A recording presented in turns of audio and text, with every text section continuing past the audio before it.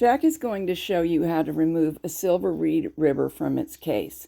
This information applies to Singer and Studio also. This is all a family of machines.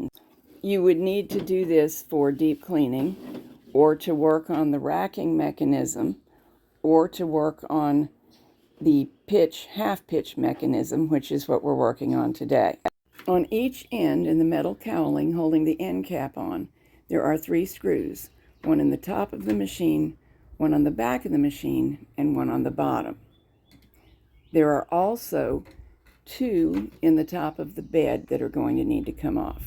That's 2 on each end of the bed.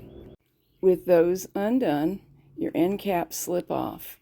There are nut plates inside that you want to be really careful not to lose.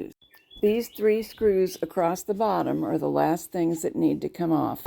These screws are different from the other screws that hold everything together, so make sure you set them in a different place because it's important that the right ones go back in. The case is free now, but you need to remove the cap on the half pitch lever because it's in the way of the next step, which is to lift off the metal shielding part.